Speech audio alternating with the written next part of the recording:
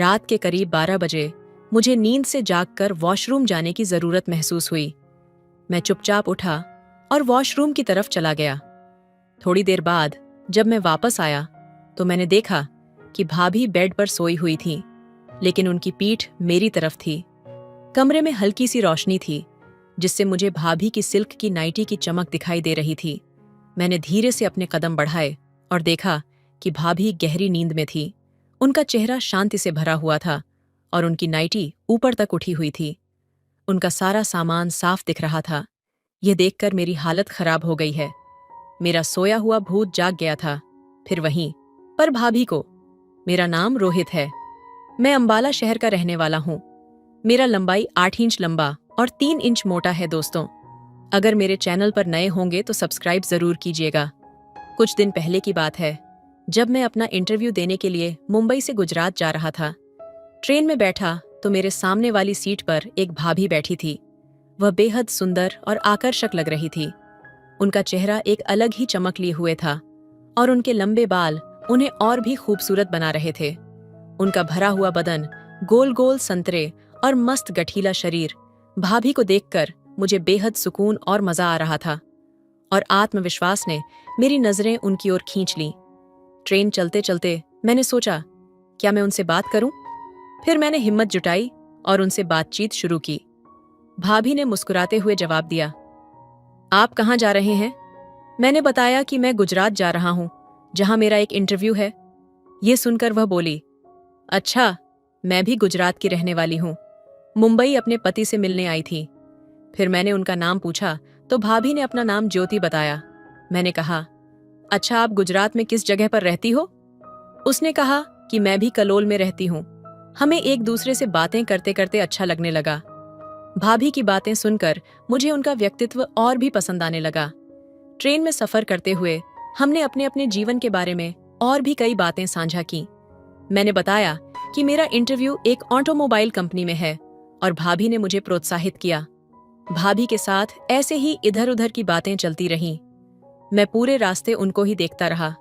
वह बहुत ही मस्त माल लग रही थी। शायद भाभी ने भी नोट कर लिया था, मगर उन्होंने मुझसे कुछ नहीं बोला। रात के करीब 11 बज चुके थे जब ट्रेन कलोल स्टेशन पर रुकी। मैं और ज्योति भाभी दोनों ही ट्रेन से बाहर निकले। भाभी का बैग बहुत भारी था, तो मैंने उनकी मदद के लिए कहा, भाभी लाओ, मैं आपका बैग उठा देता हूँ। उन्होंने मुझे बड़े विनम्रता से धन्यवाद कहा और हम दोनों स्टेशन से बाहर आ गए। कलोल में रात गहराने लगी थी और आसपास ज्यादा लोग नहीं दिख रहे थे। स्टेशन के बाहर पहुंचकर भाभी ने मुझसे पूछा, अब रात को कहाँ ठहरने का सोचा है? मैंने सोचा कि शायद होटल ढूंढना पड़ेगा, लेकिन भाभी ने कहा, अगर तुम्हें कोई दिक्कत ना हो तो हमारे घर आ सकते हो। घर पास में ही है और तुमने मेरी मदद भी की है। मुझे भी रात में बैग उठाने में मुश्किल हो रही है। मैंने थोड़ी देर सोचा और फिर हामी भर दी। रात काफी हो चुकी थी और मुझे भी होटल ढूंढने की जगह भाभी के घर जाना ज्यादा सही लगा। हम दोनों रेलवे पटरी पार करके भाभी के घर की तरफ बढ़े। चलते चलते मैंने भाभी से पूछा, आपका घर कितना दूर है? भाभी ने मुस्कुराते हुए कहा, बस थोड़ी दूर, और तुम देखना, मेरे घर का माहौल बहुत अच्छा है। उनकी बात सुनकर मुझे राहत मिली और मैंने सोचा कि यह शायद एक नई दोस्ती की शुरुआत हो सकती है। जब हम उनके घर पहुंचे तो भाभी ने दरवाजा खोला और मुझे अंदर आने को कहा। अंदर पहुंचकर मैंने कहा, थैंक यू भाभी।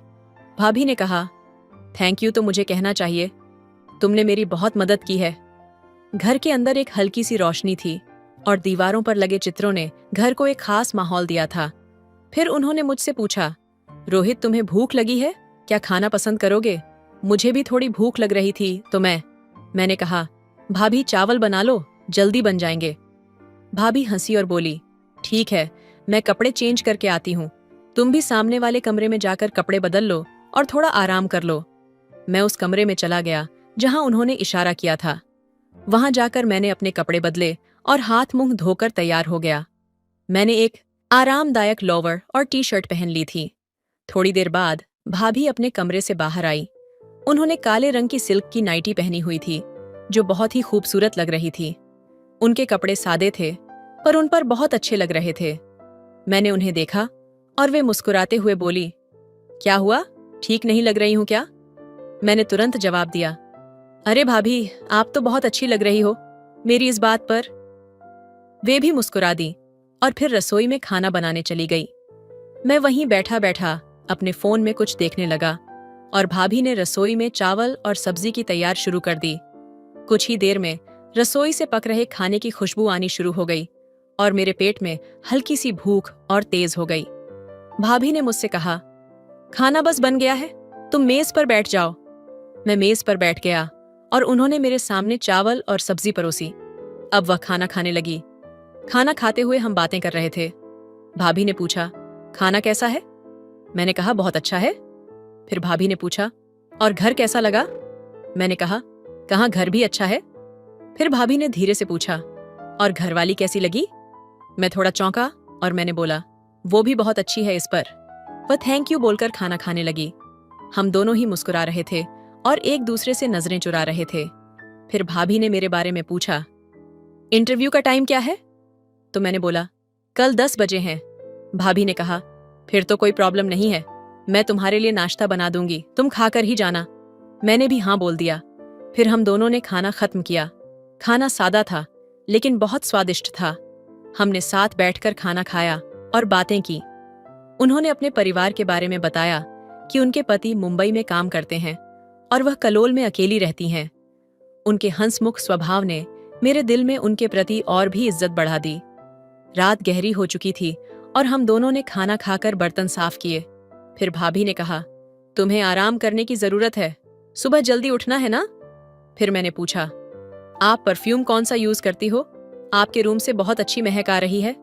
इस पर वह हंसकर बोली, सब लेडीज परफ्यूम है, तुम्हारे मतलब के नहीं है। रात के अंधेरे में जब सब कुछ चुप था, मैं भाभी के कमरे में लेटा हुआ था। थोड़ी देर बाद भाभी कमरे में आई और मुस्कुराते हुए बोली, तुम और कुछ भी बताओगे? मैंने हंसकर कहा, क्या पूछना चाहती है? भाभी ने मेरी आंखों में देखते हुए कहा, अगर तुम्हारी जॉब यहां लग गई तो फिर तुम कहां रहोगे? मैंने थोड़ी देर सोचते हुए कहा, कमरा लेना पड़ेगा रेंट पर। वे थोड़ी चुप हो गई, फिर बोली, क्या तुम मेरे घर पर रह सकते हो? मैंने थोड़ा संकोच में कहा, भाभी, आपके घर पर कब तक रहूंगा? भाभी ने हंसते हुए कहा, जब तक तुम रहना चाहो। मैंने फिर कहा, नहीं भाभी, ऐसा अच्छा नहीं लगेगा। वे समझ गई और बोली, ठीक है, किराए पर रह लेना। जो किराया तुम बाजार में दोगे वह मुझे दे दिया करो, तुम्हारे सहारे से मेरा भी मन लग जाएगा। मैंने इस प्रस्ताव पर विचार किया। ये वाकई में एक अच्छा विचार था। मैंने कहा, ठीक है, पहले नौकरी तो लगने दो, तभी तो पता चलेगा। भाभी ने कहा, तुम्हारी जॉब पक्की है। मैंने मुस्कुराते हुए कहा, आपको कैसे पता? वे बोली, बस मुझे पता है। मैंने कहा, देखते हैं। भाभी ने फिर से पूछा, अगर नौकरी लग गई तो तुम मेरे घर पर ही रहोगे ना? मैंने हाँ में सिर हिलाया। इस बात से हमारे बीच एक अच्छी समझ बन गई थी। फिर थोड़ी देर बातें करने के बाद मैंने कहा, भाभी, अब हमें सो जाना चाहिए, सुबह मुझे भी जाना है। भाभी बोली, अरे हाँ, मुझे भी जॉब पर जाना है, वे भी किसी कंपनी में काम करती थी। मैंने पूछा, मैं यहाँ कहाँ सो जाऊं? भाभी ने कहा, तुम मेरे पास सो जाओ, हम दोनों साथ में सो जाएंगे। मैंने थोड़ी हिचकिचाहट दिखाई और कहा, नहीं, मुझे दूसरे कमरे में सोना है। भाभी ने फिर कहा, दूसरे कमरे में सफाई नहीं है, तुम यहीं पर मेरे कमरे में ही सो जाओ। अंततः मैंने उनकी बात मान ली। मैंने उनसे बिस्तर मांगा और नीचे डालकर सो गया। भाभी ने कहा, यह मेरे बेड पर मेरे साथ ही सो जाओ। मैंने मना कर दिया, लेकिन भाभी ने ज्यादा कुछ नहीं कहा। वे मुझे कंधा देकर बेड पर लेट गई और मैंने नीचे लेटने का फैसला किया। धीरे धीरे कमरे का माहौल शांत हो गया। रात के सुकून भरे माहौल में मुझे लगा कि यह अनजानी मुलाकात हमारे लिए नए अध्याय की शुरुआत हो सकती है। अब रात के करीब 12 बजे मैं उठा और वॉशरूम चला गया। जब वापस आया तो देखा भाभी मेरी तरफ पीठ करके लेटी हुई थी और उनकी नाइटी ऊपर तक उठी हुई थी। उनका सारा सामान साफ दिख रहा था। यह देखकर मेरी हालत खराब हो गई है। मेरा सोया हुआ नींद जाग गया था, लेकिन मैं कंट्रोल करके सो गया। सुबह भाभी ने 7 बजे उठा दिया और बोली, उठो और अभी चाय पी लो। मैंने मना करते हुए कहा, भाभी, मैं चाय नहीं पीता। इस पर भाभी बोली, कोई बात नहीं, थोड़ी सी पी लो, मैंने तुम्हारे लिए बहुत प्यार से बनाई है। मैंने भाभी की तरफ देखा तो उनकी आंखों में कुछ अलग ही चमक थी। और बात करने का तरीका भी बदल चुका था। अब हर बात डबल मीनिंग में कर रही थी, लेकिन मैं अनजान बने हुए सब कुछ इग्नोर कर रहा था। फिर मैं तैयार होकर जाने लगा तो भाभी बोली, इंटरव्यू के बाद मुझसे मिलकर जाना, और जॉब का क्या हुआ? मुझे बताकर जाना कि इंटरव्यू में तुम्हारा जॉब का क्या हुआ। मैं ओके बोलते हुए निकल गया। मैं एक ऑटो पकड़कर इंटरव्यू देने पहुंच गया। जब मैं दिन में 3 बजे वापस आया तो भाभी का घर लॉक था। मेरे कपड़े अभी भी अंदर ही थे और मैं भाभी का फोन नंबर लेना भी भूल गया था। मैंने भाभी के आने का वेट किया। शाम को 5 बजे भाभी आई। वह जीन्स टॉप में मस्त पटाखा माल लग रही थी। आते ही भाभी बोली, ओह सॉरी यार, मैं तुम्हें तो भूल ही गई थी कि तुम मेरा इंतजार कर रहे होगे। उन्होंने जल्दी से गेट खोला और अंदर आने को बोलने लगी। फिर भाभी बोली, तुम थोड़ा रुको, मैं कपड़े चेंज करके अभी आती हूँ। आज भाभी लोवर और एक ढीली सी टी शर्ट पहनकर बाहर आई। भाभी बोली, हाँ अब बताओ क्या हुआ? मैंने कहा कि मुझको घर जाना है।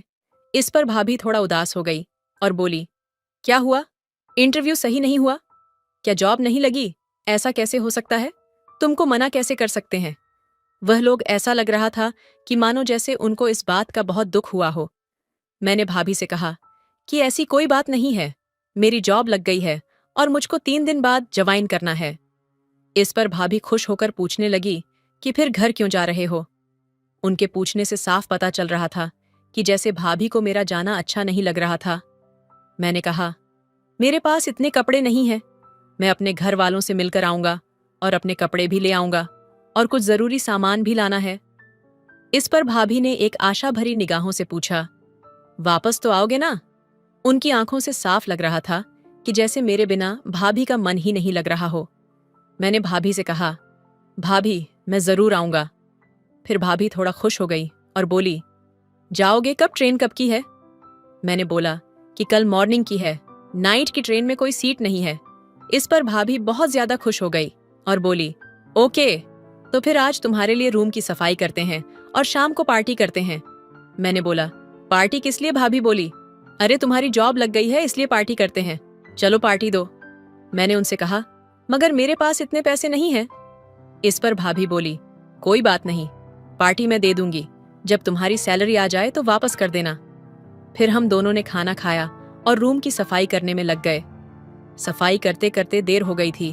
भाभी ने पूछा, खाना घर पर खाओगे या बाहर? मैंने कहा, घर पर ही खाएंगे। फिर भाभी ने पूछा, और पीना कहाँ है? इस पर मैं थोड़ा चौंकते हुए बोला, क्या मतलब? भाभी बोली, ड्रिंक नहीं करते हो क्या? मैंने बोला, करता हूं, मगर इससे पहले मैं कुछ और बोलता। तब तक भाभी बोली, बस तो फाइनल हो गया, तुम बाहर से बोतल ले आना, तब तक मैं कुछ खाने के लिए बनाती हूँ। उन्होंने मुझको 500 दिए और बोली, एक रेड लेवल की बोतल और कुछ फ्रूट्स और कुछ ड्राई फ्रूट्स ले आना, और हाँ, एक सिगरेट का पैकेट भी ले आना। मैं उनसे पैसे लेकर दुकान पर बोतल लेने पहुंचा तो देखा 970 की एक बोतल मिल रही थी। सच में मैं तो कभी ब्लेंडर पैर प्राइड के ऊपर ही नहीं गया था। खैर, मैंने एक बोतल ले ली है और कुछ फ्रूट और ड्राई फ्रूट लेकर घर आ गया। तब तक भाभी ने खाना तैयार कर दिया था। आलू गोभी की सब्जी और पूरी बन चुकी थी। भाभी ने मुझे आया देखकर कहा, तुम अपने कपड़े चेंज कर लो, ये कपड़े गंदे हो गए हैं, जल्दी से नहाकर फ्रेश हो जाओ, तब तक मैं भी नहाकर फ्रेश हो जाती हूँ। फिर मैंने कहा, मगर मेरे पास तो दूसरे कपड़े नहीं हैं। भाभी ने मुझे एक लोवर और एक टी शर्ट लाकर दी और बोली, ये पहन लो। मैं भी उनके दिए कपड़ों को लेकर अपने रूम में आ गया और नहाकर कपड़े पहन लिए। जब मैं भाभी के रूम में पहुंचा तो भाभी अभी भी नहा रही थी। मैंने आवाज दी तो बोली, तुम सामान लाओगे, तब तक मैं आती हूँ। उन्होंने मुझको गिलास पानी की बोतल बताई और प्लेट वगैरह के बारे में बताया कि किचन में सब रख दिया है। मैंने सब कुछ सेट कर दिया है, ड्राई फ्रूट काट दिए और ड्राई फ्रूट प्लेट में सजा दिए, दोनों गिलासों में पैक बनाकर रख दिया। मैं ड्राइंग रूम में बैठा था और टेबल पर सब सामान तैयार था। जैसे ही भाभी अंदर कमरे में आई, मैं उनको देखता ही रह गया। भाभी ने एक छोटा सा निक्कर पहना हुआ था। भाभी ने और एक छोटी सी बनियान पहनी हुई थी, जिसमें से भाभी का सिर्फ नीचे का सामान और वो दोनों छिप रहे थे, बाकी सब कुछ साफ दिख रहा था। मैं भाभी के दोनों गोलगप्पे को ही देखे जा रहा था और यह बात भाभी ने भली भांति समझ ली थी। उन्होंने तोतलाकर पूछा, क्या देख रहे हो? मैं उनके गोलगप्पे से नजर हटाते हुए बोला, कुछ नहीं, बस आपकी खूबसूरती देख रहा था। वह हंसने लगी और मैं पानी की बोतल उठाकर गिलास में पानी डालने लगा। भाभी मेरे पास ही मेरे बगल में बैठ गई। उनके बदन से बहुत अच्छी खुशबू आ रही थी। उनके परफ्यूम की महक मदहोश कर देने वाली थी। फिर हम दोनों ने एक पैक लिया और चेज बोलकर लेने लगे। तभी भाभी बोली, मैं तुम्हें कैसी लग रही हूं? मैंने कहा, सच में भाभी आप बहुत अच्छी लग रही हो। भाभी बोली, बहुत अच्छी लग रही हूं या कुछ और भी लग रही हूं? इसमें कुछ नहीं बोला और पैक को एक झटके में खाली कर दिया। अब दूसरा पैक बनाने के लिए मैंने बोतल उठा ली। भाभी ने कहा, अरे इतनी जल्दी क्या है, रुको भी, इस बार पैक मैं बनाती हूं। ये कहकर भाभी ने अपना पैक नीचे रखा और हाथ से बोतल लेकर दूसरा पैक बना दिया। फिर पैक खत्म करके भाभी ने सिगरेट की डिब्बी उठाई और एक सिगरेट निकाली और लगा ली। भाभी टांग खींचते हुए बोली, जानू एक बात पूछूं? मैंने कहा, भाभी पूछो ना। भाभी ने कहा, सच बताओगे या झूठ? मैंने कहा, सच बताऊंगा। भाभी ने कहा, तुम्हारी कितनी गर्लफ्रेंड है? ये सुनकर मैं भाभी की तरफ देखने लगा। भाभी ने मेरी तरफ आंख दबाते हुए कहा, बताओ ना। मैंने कहा, भाभी बस एक ही है। भाभी ने कहा, तुमने उसके साथ कभी संबंध बनाए हैं या नहीं? मैंने कहा, हाँ। भाभी ने कहा, कितनी बार? मैंने कहा, बस 2 बार। ये कहते हुए उन्होंने सिगरेट को मेरी तरफ बढ़ा दिया। मैंने सिगरेट ली और भाभी की तरफ देखने लगा। अब भाभी मुझको बहुत ज्यादा जोश में लग रही थी। बस मन कर रहा था कि इस हॉट इंडियन भाभी को यहीं पर पटक कर बस इसके साथ अभी वो सब कुछ करूं। भाभी ने झुककर अपने गोलगप्पे दिखाए और पूछा कि क्या देख रहे हो, कुछ सोच रहे हो? मैं चुप रहा। भाभी ने कहा, बताओ ना जानू, क्या सोच रहे हो? मैंने कहा, कुछ नहीं भाभी। भाभी ने कहा, बताओ ना प्लीज, तुमको मेरी कसम क्या सोच रहे हो, बताओ। मैंने कहा, भाभी आप ना बहुत खूबसूरत लग रही हो। भाभी हंसती हुए बोली, हाँ वो तो मुझको पता है कि मैं एक बहुत खूबसूरत हूं, तुम्हारे भैया भी यही बोलते हैं। वह अंगड़ाई लेकर हंसने लगी। मैंने कहा, भाभी भैया यहाँ पर क्यों नहीं रहते? वो बोली, तुम्हारे भैया मुंबई में जॉब करते हैं और मेरी जॉब यहीं पर है, इसलिए हम दोनों अलग अलग रहते हैं, लेकिन जब मन करता है तो मिल लेते हैं। अभी मैं उनसे मिलने ही गई थी, कभी वो भी मिलने आ जाते हैं। मैं कुछ नहीं बोला। भाभी ने कहा, तुम बताओ, तुम कैसे मिलते हो अपनी गर्लफ्रेंड से? मैंने कहा, जब भी मौका मिलता है तब मिल लेते हैं, नहीं तो कोई बात नहीं। इन बातों के बीच हमारे गिलास खाली हो गए थे। भाभी ने बोतल उठाई और पैक बनाने लगी।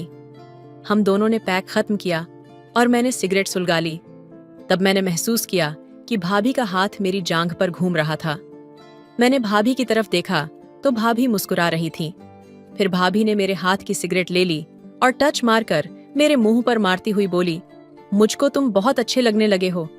मैंने कहा, भाभी अब तो आप भी मुझको बहुत अच्छी लगने लगी हो, पर क्या करूं, आपकी शादी हो गई है, नहीं तो मैं अभी के अभी आपसे शादी कर लेता।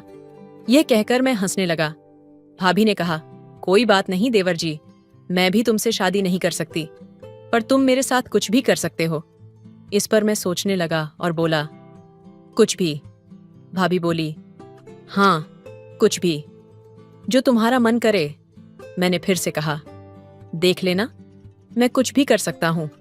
भाभी बोली, करके दिखाओ, तभी तो पता चलेगा कि क्या क्या कर सकते हो दोस्तों।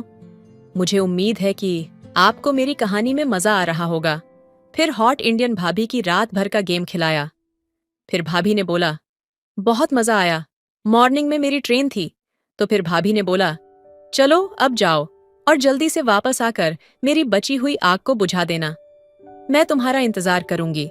कहानी में एक ऐसा प्रसंग है जहां एक महिला के प्रति रवैया अत्यंत वेदनशील और मर्यादा से परे होता है। इस तरह की स्थितियों से यह शिक्षा मिलती है कि किसी भी रिश्ते में, चाहे वह पारिवारिक हो या दोस्ताना, मानवीय गरिमा और मर्यादा का ध्यान रखना बहुत जरूरी है। एक सच्चा संबंध तभी फलता फूलता है जब उसमें दोनों पक्ष एक दूसरे के आत्मसम्मान का आदर करते हैं। हमें यह सीखना चाहिए कि किसी व्यक्ति की निजी सीमाओं का सम्मान करना और उन्हें कभी असहज महसूस नहीं कराना चाहिए। कहानी का एक प्रमुख हिस्सा यह दिखाता है कि कैसे नैतिकता और आत्मसंयम की कमी एक व्यक्ति को गलत मार्ग पर ले जा सकती है। दीपक का अपनी भावनाओं पर नियंत्रण न कर पाना यह दर्शाता है कि किसी के प्रति आकर्षण होना स्वाभाविक है, लेकिन आत्मसंयम बनाए रखना अत्यंत आवश्यक है। हर परिस्थिति में हमें यह ध्यान रखना चाहिए कि हमारे कार्य न केवल हमें बल्कि दूसरों को भी प्रभावित करते हैं। इसलिए अपने विचारों और इच्छाओं पर नियंत्रण पाना, संयम बनाए रखना और नैतिकता की दिव्या का पालन करना चाहिए। कहानी से यह भी सीखने को मिलता है कि रिश्तों में भरोसा और सम्मान का महत्व क्या होता है। कहानी के पात्रों के बीच आपसी व्यवहार से यह साफ है कि यदि रिश्तों में विश्वास और सम्मान ना हो तो वे संबंध लंबे समय तक टिक नहीं सकते। विशेषकर पुरुष महिला संबंधों में सम्मान और गरिमा का विशेष स्थान होता है। ये संबंध चाहे भाई बहन, दोस्त या सहयोगी का हो, एक दूसरे के प्रति ईमानदारी और सम्मान सर्वोपरि है।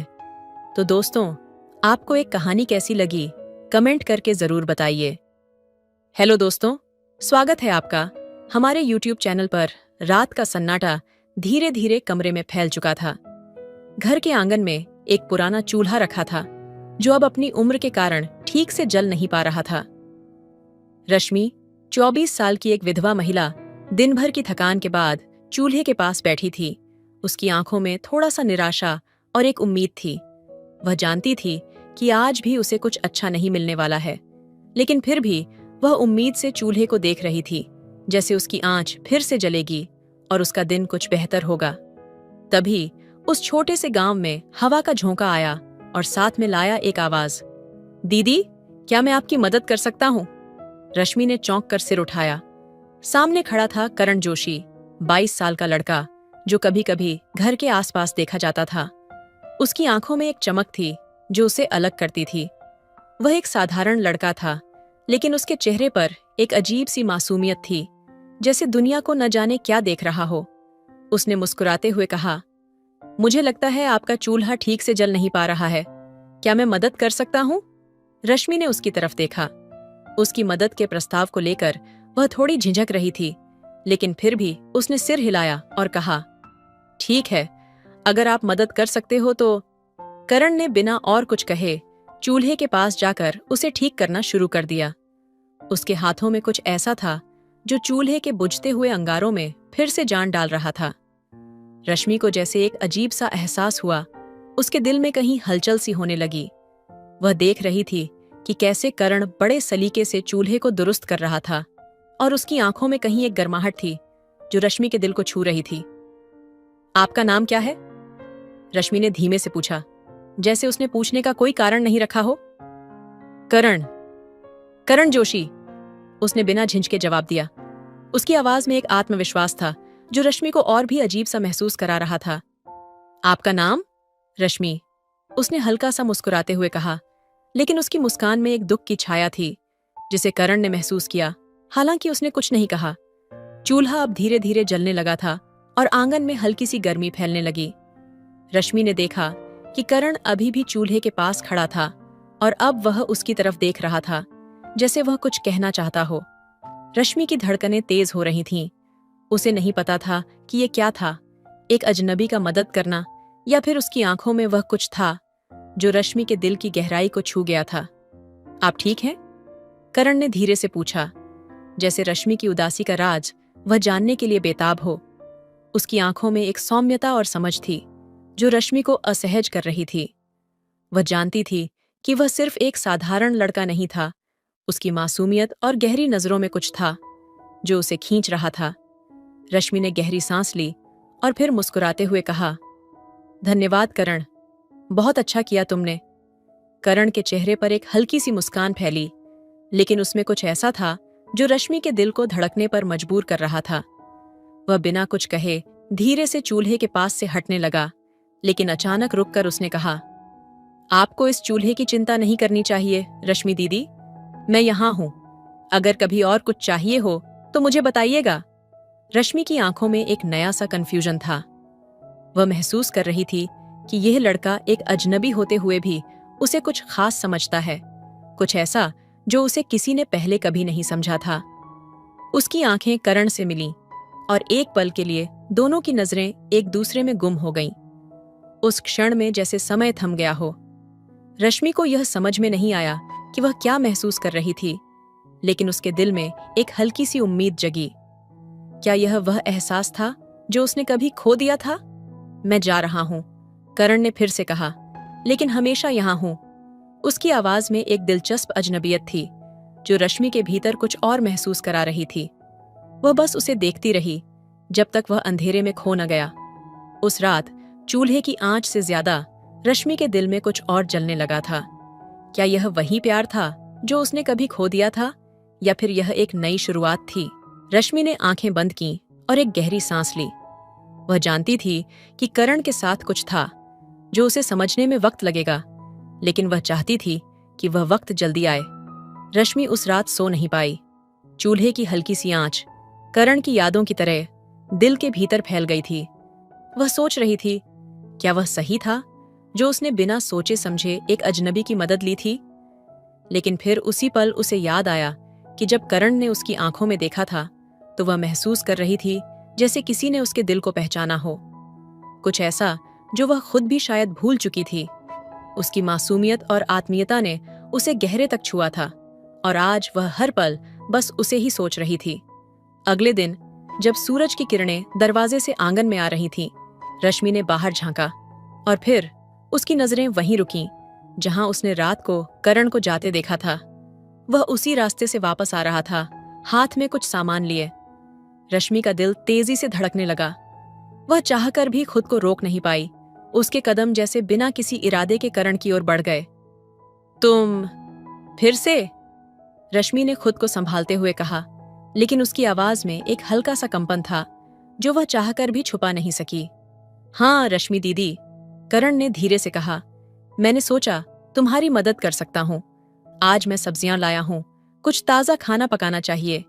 रश्मि की आंखों में एक सुकून की लहर दौड़ी। उसका दिल उस युवक की मासूमियत, उसकी सच्चाई और उसकी निस्वार्थ मदद के लिए धड़क रहा था। तुम क्या हमेशा ऐसे ही मदद करते हो? रश्मि ने अनजाने में पूछ लिया। करण एक पल के लिए चुप हो गया, जैसे उसने कोई गहरा सवाल सुना हो। फिर उसने सीधे रश्मि की आंखों में देखा और धीरे से कहा, तुम नहीं जानती रश्मि दीदी, कभी कभी कुछ लोगों से मिलकर ऐसा लगता है जैसे जीवन का सच्चा मतलब मिल गया हो। मैं ये नहीं कह सकता कि मैं तुमसे कुछ चाहता हूं, लेकिन तुम्हारे साथ कुछ पल बिताना अच्छा लगता है। तुम जैसी दिल से मजबूत महिला को देखना, तुम्हारे साथ कुछ वक्त बिताना, ये मुझे कुछ खास लगता है। रश्मि का दिल इस शब्दों से जैसे हिल गया था। उसकी आंखों में आंसू थे, लेकिन उसने उन्हें रोका। उसने कभी सोचा नहीं था कि कोई उसे इस तरह महसूस कराएगा। वह अब समझ रही थी कि करण का दिल कितना अच्छा है और शायद वह खुद भी उसे अपनी जिंदगी का हिस्सा बनाना चाहती थी, लेकिन डर उसे हर पल पीछे खींचता था। करण, रश्मि ने धीमे से कहा, क्या तुम कभी यह सोचते हो कि क्या हमारा एक साथ जीने का कोई रास्ता हो सकता है? उसकी आवाज में एक अनकहा डर था, लेकिन साथ ही एक उम्मीद भी। यह उम्मीद कि शायद इस अजनबी से कुछ ऐसा जुड़ाव हो जो उसके अंदर सालों से दबी हुई थी। करण उसकी तरफ एक कदम और बढ़ा। उसकी आंखों में गहरी संवेदना और प्रेम की लहर थी। रश्मि दीदी, उसने कहा, मैं कभी नहीं कह सकता कि जीवन में सब कुछ सही हो, लेकिन अगर तुम चाहो तो मैं तुम्हारे साथ हर कदम पर खड़ा रहूंगा। अगर तुम चाहो तो हम दोनों साथ जी सकते हैं, एक दूसरे के लिए। क्या तुम मेरे साथ अपना जीवन जीने का सपना देख सकती हो? उसके शब्द रश्मि के दिल में एक हलचल पैदा कर गए थे। वह सोचने लगी थी कि क्या उसे इस मौके को खोने देना चाहिए या फिर इस नए रिश्ते को अपनाना चाहिए जो उसे एक बार फिर से जीने की उम्मीद दे रहा था। रश्मि ने आंखें बंद की और फिर धीरे से कहा, मैंने कभी नहीं सोचा था कि मैं फिर से किसी के साथ जी सकती हूँ, लेकिन तुम शायद वह हो जिसके साथ मैं अपना भविष्य देख सकती हूँ। करण, तुम्हारे बिना तो लगता है जैसे कोई राह नहीं है, लेकिन तुम्हारे साथ मुझे लगता है जैसे सब रास्ते सही हैं। करण की आंखों में खुशी की झलक थी और उसने बिना एक शब्द कहे रश्मि का हाथ अपने हाथ में लिया। उसका हाथ इतना गर्म था जैसे उसमें किसी पुराने रिश्ते का एहसास छुपा हो, जैसे समय की धारा में खोकर वह दोनों एक दूसरे के लिए बने थे। मैं तुमसे वादा करता हूँ रश्मि, करण ने कहा, हम दोनों एक साथ सब कुछ सह सकते हैं, चाहे कैसी भी मुश्किल हो, क्योंकि अब हम एक दूसरे के बिना कुछ नहीं हैं। वह दोनों वहीं आंगन में खड़े थे और जैसे समय ने उन्हें वहीं रोक लिया था, इस पल में सब कुछ स्थिर था। चूल्हे की आंच अब कुछ खास नहीं लग रही थी, क्योंकि उनके दिलों की गर्मी अब सबसे ज्यादा महसूस हो रही थी।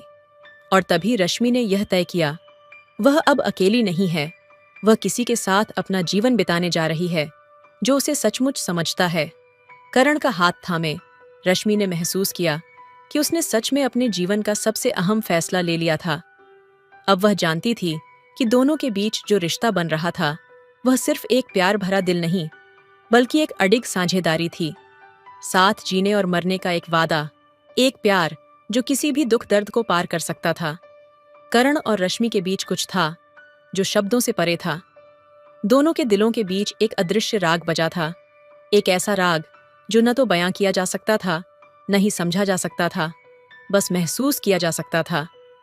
वह कुछ था जो धीरे धीरे उनके आत्मा को जोड़ रहा था, जैसे कोई पुरानी यादें जो सागर की गहराई में कहीं दबी हों और अचानक एक हलचल के साथ ऊपर आ जाएं।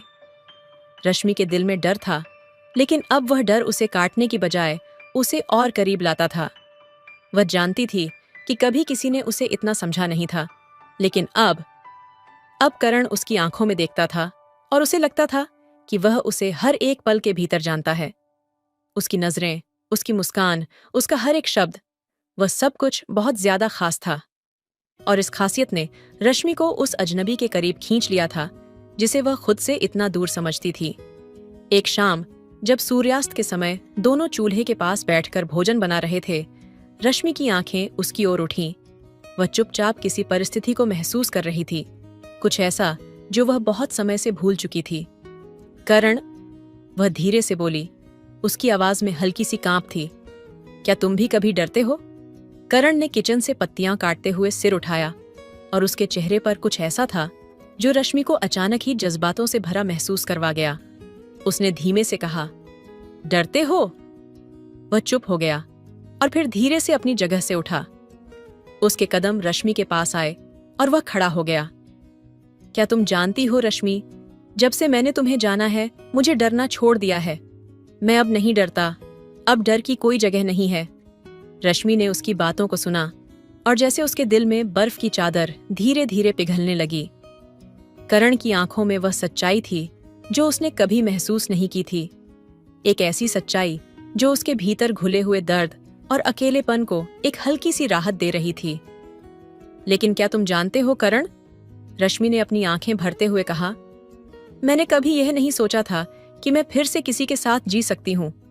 करण उसकी आंखों में गहरे तक देख रहा था और जैसे वह उसकी चुप्पी में समा गया हो। वह बिल्कुल पास था और फिर हल्के से कहा, रश्मि, मैं तुमसे एक वादा करता हूं, अगर तुम चाहो तो हम दोनों इस डर और अकेलेपन को तोड़ सकते हैं। हम दोनों एक दूसरे के लिए जी सकते हैं। हम दोनों का प्यार एक ऐसा सूरज बन सकता है जो इस दुनिया के अंधेरे को दूर कर दे। रश्मि की आंखें आंसुओं से भर गईं। वह कितनी बार इस प्यार को नकार चुकी थी, कितनी बार अपने दिल को बंद कर दिया था, और आज जब करण ने उसे अपना हिस्सा बनाने का वादा किया तो वह जैसे उसी कड़ी को पूरा कर रही थी जो वह हमेशा से चाहती थी। एक प्यार, एक वादा जो कभी टूटने न पाए। तुमसे प्यार करने की क्या वजह है? रश्मि ने धीरे से पूछा। उसकी आवाज में किसी ख्वाब की तरह नमी थी। क्या तुम जानते हो कि एक वक्त था जब मैंने सोचा था कि मैं किसी से प्यार नहीं कर सकती, कि मैं कभी खुश नहीं हो सकती? मैं जानता हूं रश्मि, करण ने धीरे से कहा, मैं जानता हूं, क्योंकि मैं भी वही महसूस करता था। लेकिन तुमसे मिलकर, तुम्हारे साथ हर पल बिताकर मुझे यह एहसास हुआ कि प्यार कभी देर से नहीं आता, बस सच्चे दिल की तलाश होती है। और मुझे लगता है कि वह दिल मैंने तुम्हारे रूप में पाया है। रश्मि ने उसकी आंखों में देखा और फिर धीरे से अपना हाथ बढ़ाया। करण ने भी बिना कहे उसका हाथ अपने हाथ में ले लिया। उस पल में दोनों के दिलों के बीच किसी अनकहे वादे का संचार हुआ। अब वे जानते थे कि यह एक शुरुआत थी, एक यात्रा थी जिसमें उन्हें साथ चलना था। दोनों के दिलों में एक ही ख्वाब था, साथ जीने का ख्वाब, साथ मरने का ख्वाब। क्या तुम कभी मेरे साथ अपना भविष्य देख पाओगी? करण ने रश्मि से पूछा। उसकी आवाज में थोड़ी असमंजस थी, लेकिन आंखों में एक गहरी चाहत थी। क्या तुम जानती हो कि मैं तुम्हारे बिना कुछ भी नहीं हूं? रश्मि ने अपनी आंखें बंद की और फिर धीरे से बोला, तुमसे दूर जाने का ख्याल भी मुझे डराता है करण। तुम्हारी आंखों में जो प्यार है वह मुझे जीने का हौसला देता है। तुम्हारे बिना तो मैं कुछ भी नहीं हूं। फिर वह दोनों एक दूसरे के पास और पास आ गए। करण ने रश्मि के चेहरे पर हल्के से अपना हाथ रखा और उसकी आंखों में देखता हुआ कहा, हम दोनों अब एक हैं रश्मि।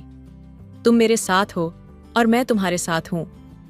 हम दोनों के दिल अब एक ही धड़कन में धड़कते हैं और हमारा प्यार इस जीवन से कहीं गहरा है। रश्मि ने अपनी आंखें खोलीं और बिना एक शब्द कहे उसने करण को अपनी बाहों में कसकर जकड़ लिया। यह पल, यह वादा, यह मिलन, सब कुछ एक ऐसा एहसास था जैसे समय और स्पेस दोनों रुक गए हों। उनके बीच कुछ था जिसे वह दोनों जानने लगे थे। यह कोई साधारण प्यार नहीं था, यह एक ऐसी आत्मीयता थी जो समय की कसौटी पर खरी उतरी थी। और तब जैसे चूल्हे की आंच ने फिर से गर्मी दी थी, वैसे ही दोनों के दिलों में एक दूसरे के लिए नई उम्मीद और प्यार का आग जल गया था। यह आग हमेशा जलती रहेगी, कभी बुझने नहीं पाएगी। दोस्तों, यह कहानी कैसी लगी हमें कमेंट में जरूर बताइए। हेलो दोस्तों, मेरा नाम सिया है और मेरी उम्र सिर्फ 22 साल थी। तभी मेरे पति का एक्सीडेंट में हादसा हो गया। मेरी शादी को सिर्फ 5 महीने ही हुए थे। मेरे पति के साथ बिताए रोमांटिक पल मुझे बहुत याद आती थी। दोस्तों, मेरे चैनल पर नए होंगे तो प्लीज जरूर सब्सक्राइब कीजिएगा। तो चलिए जल्दी से कहानी सुनाते हैं। मैं अपनी जवानी की पहली दहलीज पर थी और हर रोज रात रात को तड़पती रहती थी। मुझे बिल्कुल भी चैन नहीं आती थी कि मैं किसके साथ वह सब करूं जो मैं अपने पति के साथ रात रात में किया करती थी। मेरे पति का वो हरकत, वो चुंबन, वो किस, वो प्यार भरी रोमांस बातें मेरे दिल को बहुत रुलाती थीं। आखिर मैं क्या करती अपने खुशी के लिए। तभी मेरे दिमाग में मेरे देवर जी ख्याल आया। मेरा देवर राहुल 25 साल का एक जवान लड़का था जो जिम में दिन रात कड़ी मेहनत करके अपनी बॉडी को टाइट और बेहतर से बेहतर बनाने की कोशिश करता था। वह हमेशा अपने बॉडी के प्रति ज्यादा ध्यान देता था क्योंकि वह जानता था कि मैं जब तक अपने बॉडी को ताकतवर नहीं बनाऊंगा तब तक अपनी भाभी को भरपूर खुशी नहीं दे सकता हूँ। इसलिए शरीर को बनाना सिर्फ दिखावटी नहीं बल्कि किसी को खुश करना भी जरूरी है, और इतना ज्यादा खुश करना है कि कभी किसी और के बारे में ना सोचे, एक बार में ही भरपूर खुशी दे सके। और उसकी दिनचर्या में एक नियम थी जिसमें जिम और प्रोटीन के अलावा घर आकर अच्छा खाना खाना भी शामिल था। राहुल की शादी नहीं हुई थी, लेकिन घर में उसकी एक भाभी सिया थी जो बहुत ही नई और जवान थी। वह राहुल से खुशी पाने के लिए हमेशा तैयार रहती थी। सिया के पति राहुल के भाई एक हादसे में चल बसे थे और उस दुख को वह अब भी मन में समेटे हुए थी। सिया का दिल राहुल की तरह मजबूत था और वह राहुल को उसे न केवल एक देवर बल्कि अपना पति के रूप में भी देखती थी, लेकिन राहुल को इस बात का नहीं पता था। राहुल जब भी जिम से घर लौटता, सिया उसकी मदद करने के लिए तैयार रहती। वह उसकी पसंदीदा डिशेस बनाती, खासकर वेजिटेबल सलाद और चिकन ग्रेवी, जो राहुल को बहुत पसंद थे। सिया हमेशा उसे समझाती, तुम्हारी मेहनत और शरीर बनाने के लिए जो शक्ति चाहिए वो अच्छे खानपान से आती है। तुम ऐसा कुछ खाओ जो तुम्हारी ताकत को और बढ़ाए। तुम्हारे टाइट बॉडी को देखकर मुझे बहुत ज्यादा खुशी होती है। राहुल और सिया के बीच एक गहरी दोस्ती और समझ थी। सिया कभी भी उसे किसी चीज के लिए जबरदस्ती नहीं करती थी, लेकिन वह उसकी सेहत और खुशी के लिए हमेशा प्रेरित करती रहती थी। राहुल जब जिम से थका हारा लौटता तो सिया उसको तेल लेकर मालिश करने के लिए बोलती ताकि उसी बहाने से राहुल को अच्छे से छू सके। लेकिन राहुल भी अपने भाभी को मना नहीं कर सकता था और उसे मालिश करने के लिए बोल देता था। एक दिन जब सिया राहुल को मालिश कर रही थी, तभी उसका हाथ राहुल के उस जगह पर चला जाता है और अपनी भाभी को वो खुशी दे देता है और उसे ताजगी मिल जाती जिसका उसे बहुत ज्यादा जरूरत रहती थी। एक दिन जब राहुल ने अपनी नई बॉडी के बारे में सिया से चर्चा की तो सिया ने कहा, तुमने अपनी मेहनत से बहुत कुछ पाया है राहुल, लेकिन याद रखना, शरीर से ज्यादा जरूरी वो है जो दिल में होता है। तुम में वो सब है जो एक इंसान को महान बनाता है। राहुल की आंखों में चमक आ गई। उसे एहसास हुआ कि सिया का साथ और उसका समर्थन सिर्फ उसके शरीर को नहीं बल्कि उसकी आत्मा को भी ताकत दे रहा था। धीरे धीरे राहुल और सिया के बीच एक अनकहा रिश्ता बन गया था। दोनों के बीच की दोस्ती और समझ इस रिश्ते को और मजबूत बना रही थी। सिया की देखभाल और राहुल की मेहनत ने एक दूसरे के शरीर को संजीवनी देने वाली थी। राहुल और सिया का रिश्ता समय के साथ गहरा होता जा रहा था, लेकिन यह गहराई हर मोड़ पर एक नए सवाल और चुनौती के साथ आती थी। राहुल जिम में अपनी मेहनत से आत्मविश्वास हासिल कर चुका था, लेकिन घर में सिया के साथ उसकी हर मुलाकात उसे यह एहसास कराती थी कि उसके दिल में एक अलग सी भावना उमड़ने लगी थी। सिया ने हमेशा उसकी देखभाल की थी, उसके लिए खाना तैयार किया था, उसकी हर जरूरत को समझा था। राहुल की मेहनत और उसका समर्पण अब सिया की आंखों में एक नई सराहना जगा रहे थे, लेकिन दोनों के दिलों में एक अनकहा डर भी था। क्या उनका रिश्ता सिर्फ एक भाई बहन जैसा है या इससे कहीं अधिक कुछ है? एक शाम राहुल जिम से थका हारा घर आया।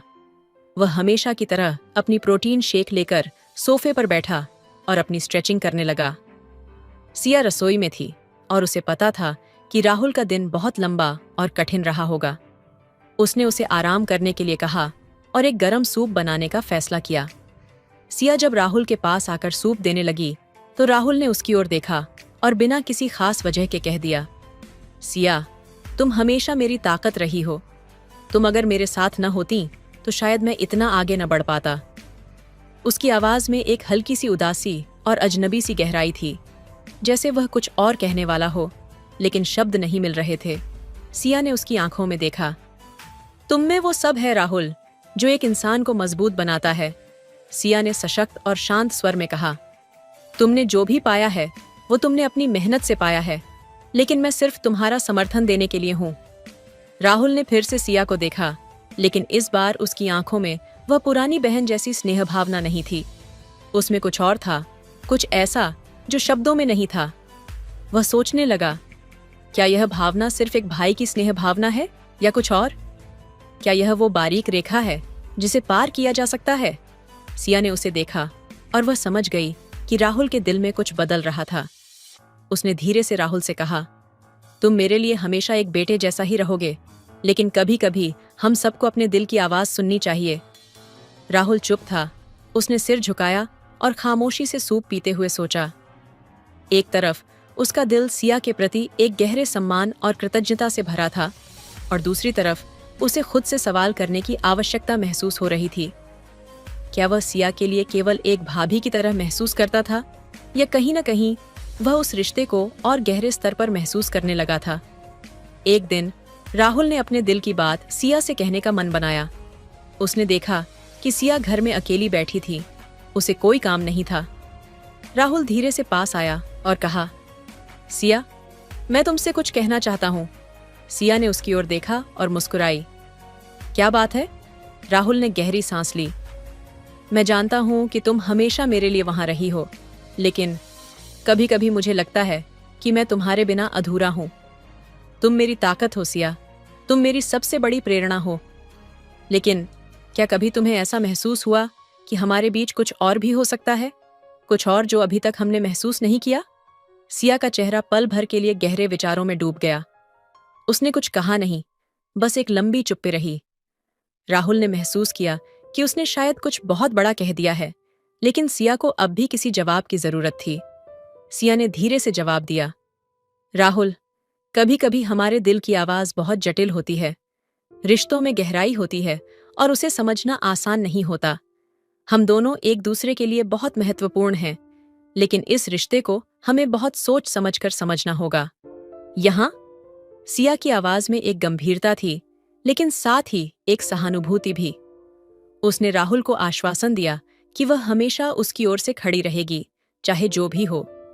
लेकिन वह चाहती थी कि राहुल अपनी भावनाओं को सही से समझे और निर्णय लेने से पहले अपने दिल की गहराई में जाए। राहुल को महसूस हुआ कि रिश्ते सिर्फ शारीरिक आकर्षण या भावना से नहीं, बल्कि समय, समर्पण और समझ से बनते हैं। ये रिश्ता भी वही बन सकता था, लेकिन यह उनकी पहचान और आत्मसम्मान की गहरी नींव पर निर्भर करता था। दोनों को इसे सही दिशा में जाने के लिए और खुद को जानने के लिए समय चाहिए था।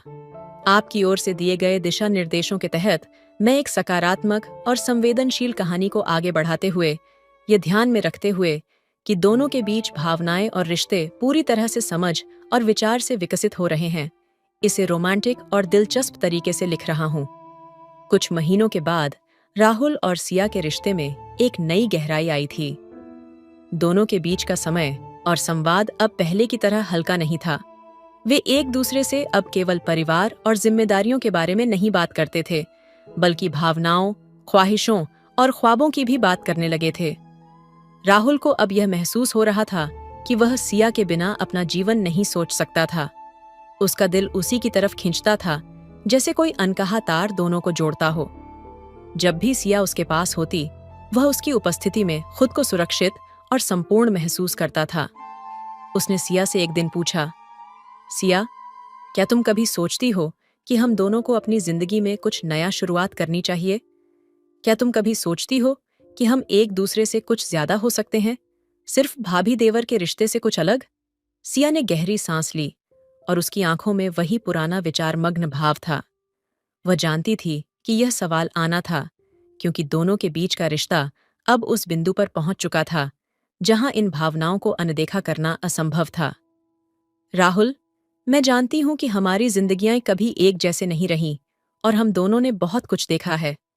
तुम मेरे लिए हमेशा वो इंसान रहोगे जिस पर मुझे विश्वास है, और मैंने तुम्हारी मेहनत, समर्पण और साहस को हमेशा सराहा है, सिया ने कहा, और उसकी आवाज में एक अद्भुत स्नेह और गंभीरता थी। राहुल ने धीरे से सिया की ओर देखा। तो क्या तुम भी वही महसूस करती हो सिया? क्या तुम भी मुझे अपने साथ आगे बढ़ते हुए देख सकती हो? क्या तुम मुझे अपना जीवन साथी मान सकती हो? सिया की आंखों में हल्की सी नमी आ गई, जैसे वह अपने भीतर की कई जटिल भावनाओं को समेट रही हो। उसने अपने हाथों को एक दूसरे में जोड़ा और कहा, मैं हमेशा तुम्हारे साथ थी राहुल, और मैं जानती हूं कि तुम मेरी ताकत हो। हम दोनों ने जिस तरह एक दूसरे का साथ दिया है, वो शायद किसी और को नसीब नहीं होता। लेकिन शादी एक ऐसा कदम है जिसे बहुत सोच समझकर उठाना चाहिए। हमें अपने दिल की बात सुननी चाहिए और फिर किसी निर्णय पर पहुंचना चाहिए। राहुल ने सिया की बातों को ध्यान से सुना। उसे एहसास हुआ कि शादी केवल एक औपचारिकता नहीं थी, यह एक गहरी समझ, साझेदारी और समर्पण की बात थी। वह चाहता था कि सिया भी उसे उसी प्रकार अपना जीवन साथी मानने के बारे में सोच सके, जैसे वह सिया को अपनी जिंदगी का अहम हिस्सा मानता था। कुछ दिन बाद दोनों ने एक छोटी सी यात्रा पर जाने का निर्णय लिया। यह यात्रा उनके रिश्ते को समझने का एक तरीका थी, न केवल भाभी और देवर के रूप में, बल्कि दो व्यक्तियों के रूप में जो अपने दिल की सुनने की कोशिश कर रहे थे। वह दिन बड़ा खास था। वे दोनों समुद्र के किनारे चल रहे थे। हवाओं में हल्की नमी थी और सूरज डूबने वाला था। राहुल ने सिया से कहा, तुम्हारा साथ हर पल खास बना देता है सिया। मुझे लगता है कि मैंने सही कदम उठाया।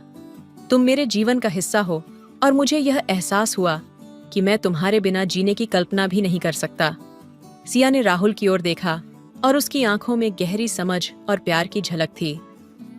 राहुल, मैं भी तुमसे यही कह रही हूँ। हम दोनों ने साथ मिलकर बहुत कुछ झेला है और मुझे विश्वास है कि हम दोनों मिलकर कोई भी मुश्किल पार कर सकते हैं। तुम मेरी ताकत हो और अब मुझे लगता है कि मैं भी तुम्हारी ताकत बन सकती हूँ। राहुल की आंखों में खुशी के आंसू थे।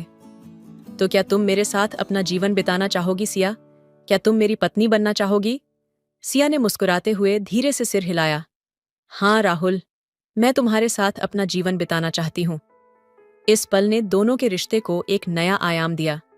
यह सिर्फ एक भावनात्मक समर्पण नहीं था, बल्कि यह एक नई शुरुआत थी। दो लोगों के बीच एक नई साझेदारी, जो न केवल अपने रिश्ते को समझने, बल्कि उसे एक गहरी जिम्मेदारी के साथ निभाने के लिए तैयार थे। राहुल और सिया के बीच चुपचाप सजे इस पल की ताजगी में एक गहरी शांति थी, जैसे समय ने अपना कदम धीमा कर लिया हो और दुनिया अपनी धड़कन को कुछ पल के लिए रोककर उनकी खुशी का गवाह बन गई हो। दोनों के दिलों में वही सवाल था जो हर प्रेमी के मन में होता है, क्या यह प्यार सचमुच सच्चा है? क्या यह वे कदम हैं जो उन्हें अपने जीवन की सबसे महत्वपूर्ण यात्रा पर ले जाएंगे? राहुल की आंखों में संकोच था, जैसे वह किसी अनदेखी डर से जूझ रहा हो, लेकिन सिया की आंखों में एक अजीब सी सुरक्षा थी, सिर्फ राहुल के लिए। उस पल को साझा करते हुए उसे महसूस हो रहा था कि अब उसका और राहुल का रिश्ता पहले से कहीं ज्यादा गहरा हो चुका था। यह सिर्फ एक वादा नहीं था, बल्कि यह जीवन की उस जटिलता को समझने का एक रास्ता था जो प्यार के अलावा और कुछ नहीं था। राहुल, सिया ने धीरे से कहा। उसकी आवाज में नरमी और विश्वास था। तुम जानते हो ना, हम दोनों के लिए यह रास्ता आसान नहीं होने वाला है, लेकिन मैं तुमसे वादा करती हूँ कि मैं तुम्हारा साथ कभी नहीं छोड़ूंगी। हम दोनों मिलकर हर मुश्किल का सामना करेंगे। राहुल की आंखों में एक हल्की सी चमक उभरी। उसने सिया का हाथ अपने हाथों में ले लिया और उसकी तरफ देखा। मैं जानता हूँ सिया, यही तो सबसे खूबसूरत बात है। हम दोनों एक दूसरे के साथ हर चुनौती का सामना करेंगे, क्योंकि अब हमें एक दूसरे की जरूरत है। उसकी बातों में एक दृढ़ता थी, लेकिन साथ ही एक अजीब सी नरमी भी, जैसे वह अपने दिल के सबसे गहरे कोने से अपना विश्वास सिया पर डाल रहा हो। वह जानता था कि यह कदम उसके और सिया के रिश्ते के लिए एक नई शुरुआत हो सकती है, और यह उनका जज्बा ही था जो उन्हें एक दूसरे के और करीब लाता जाएगा। वह दोनों उस छोटे से कमरे में खड़े थे, जहां सूरज की हल्की किरणें कमरे में दाखिल हो रही थीं, और उनके बीच पसरी चुप्पी ने केवल एक बात को आवाज दी थी। ये प्यार एक सच्ची साझेदारी बनने की ओर बढ़ रहा था। राहुल ने सिया की ओर देखा, और एक पल के लिए उसकी आंखों में कोई शब्द नहीं था, सिर्फ वो गहरी समझ और जुड़ाव था जो बिना किसी शब्द के भी एक दूसरे को कह रहा था। हम दोनों अब एक हैं। यह पहला कदम था, लेकिन दोनों जानते थे कि असली यात्रा अभी शुरू होने वाली थी। एक दूसरे के साथ हर कदम में प्रेम और समझ की गहराई को महसूस करते हुए वे दोनों उस ओर बढ़े जहां जवानी की दहलीज पर उनका प्यार अपने असली रूप में विकसित होने को था। न सिर्फ एक भावनात्मक रिश्ता, बल्कि एक आत्मीयता, जहां दोनों को अपनी जिम्मेदारियों का एहसास था और एक दूसरे के साथ का महत्व भी। जैसे ही वे एक दूसरे की आंखों में देखे, वहां सिर्फ प्यार नहीं था, वहां एक साझा सपना था, एक वादा था, और सबसे बढ़कर विश्वास था कि यह सफर चाहे जैसा भी हो, वे इसे एक दूसरे के साथ तय करेंगे। राहुल और सिया के बीच की चुप्पी उस पल में सबसे गहरी बात कह रही थी, जो शब्दों से कहीं ज्यादा प्रभावी थी। दोनों के मन में यह एहसास था कि उन्होंने जो कदम उठाया है, वह न सिर्फ उनके रिश्ते का नया अध्याय है, बल्कि यह उनके बीच की समझ और प्यार को एक नई परिभाषा देने वाला था। सिया ने हल्के से राहुल के हाथ को थामा और मुस्कुराते हुए बोली, क्या तुमने कभी सोचा है कि हम दोनों कितनी दूर तक जा सकते हैं? जीवन के उस मोड़ तक जहां हमें हर फैसला एक दूसरे के बिना सोचने का मौका नहीं मिलेगा। राहुल कुछ पल चुप रहा, फिर उसने सिया की ओर देखा और धीरे से कहा, मैंने सोचा है सिया, और मुझे लगता है हम जहां भी जाएं, हमें खुद को और एक दूसरे को समझने का समय मिलेगा। हम दोनों के पास अपनी अपनी परेशानियां, अपनी अपनी उम्मीदें होंगी, लेकिन हम दोनों के पास एक दूसरे का साथ होगा। यही सबसे बड़ा सहारा होगा। सिया की आंखों में एक हल्की नमी थी, लेकिन वो मुस्कुराई, जैसे उसे पता हो कि राहुल की बातों में छुपा हुआ प्रेम और समर्थन ही उसकी ताकत है। उसकी बातों में जो सच्चाई थी, वो सिया के दिल को छू गई। तुम्हारे साथ राहुल, हर मुश्किल आसान लगने लगती है, सिया ने धीरे से कहा। हम दोनों जानते हैं कि प्यार केवल खूबसूरत लम्हों का नाम नहीं है। यह उन कठिन दिनों के साथ भी चलता है जब लगता है कि रास्ता नहीं दिखता, और उस वक्त जब हमें एक दूसरे का साथ मिलता है तो कोई भी अंधेरा हमें नहीं डरा सकता। राहुल ने सिया की ओर देखा और उसकी आंखों में सच्चाई की गहराई दिखी। सिया, उसने कहा, जब तुम कहती हो हम दोनों एक दूसरे का साथ देंगे, तो मुझे लगता है जैसे कोई भी चुनौती छोटी हो जाती है। सिया ने हल्के से राहुल की पीठ पर हाथ रखा और कहा, हाँ राहुल, जब तक हम दोनों एक दूसरे के साथ हैं, दुनिया की कोई ताकत हमें अलग नहीं कर सकती। वे दोनों चुपचाप एक दूसरे के साथ खड़े थे, जैसे एक दूसरे के भीतर समाहित हो गए हों। समय के इस मोड़ पर, जब जवानी की दहलीज पर खड़े थे, उनका प्यार धीरे धीरे अपने सबसे सच्चे रूप में रूपांतरित हो रहा था। उनका रिश्ता अब केवल एक रोमांटिक जुड़ाव नहीं था, बल्कि एक गहरी साझेदारी बन चुका था, जिसमें विश्वास, समझ और एक दूसरे के प्रति जिम्मेदारी का एहसास था। वे जानते थे कि जीवन की राहें कभी भी सीधी नहीं होती, लेकिन एक दूसरे के साथ वे इन राहों पर चलने के लिए तैयार थे। कल से हम दोनों अपने नए जीवन की शुरुआत करेंगे, राहुल ने धीरे से कहा। हमारी ये नई यात्रा कभी खत्म नहीं होगी, क्योंकि यह एक ऐसा सफर है जो हमारी आत्मा को जोड़ता है। सिया ने उसकी बात को समझते हुए सिर हिलाया और उसके करीब आकर उसकी आंखों में देखी। हम दोनों का प्यार केवल एक वादा नहीं, बल्कि एक संकल्प है राहुल, और यह संकल्प सिर्फ हमारे लिए नहीं, बल्कि हमारे आसपास के लोगों के लिए भी होगा। हम उन्हें दिखाएंगे कि सच्चा प्यार क्या होता है। यह क्षण दोनों के लिए यादगार बन गया था। जब वे एक दूसरे के साथ खड़े थे, तो उन्हें महसूस हो रहा था कि यह प्यार ही जीवन का सबसे सुंदर और मजबूत रिश्ता है, जो किसी भी तूफान को पार कर सकता है। दिन ढलने लगा था और आसमान में हल्का सा रंग बदलने लगा था, जैसे यह संसार खुद उनकी नई शुरुआत का जश्न मना रहा हो। राहुल और सिया का रिश्ता अब एक गहरी संवेदनशीलता और समझ के साथ आकार ले चुका था। यह सिर्फ उनका प्रेम नहीं था, यह जीवन के साथ एक संजीदा साझेदारी थी, जो दोनों को एक दूसरे के और करीब ले जाती। और जैसे ही वे उस शाम के हल्के शीतल हवा में एक साथ चलते, उन्होंने महसूस किया कि जवानी की दहलीज पर खड़ा यही प्यार जीवन की सच्ची यात्रा की शुरुआत थी, जहां एक दूसरे का हाथ थामकर वे हर मुश्किल को आसान बना सकते थे। तो दोस्तों, आपको एक कहानी कैसी लगी, कमेंट करके जरूर बताएं।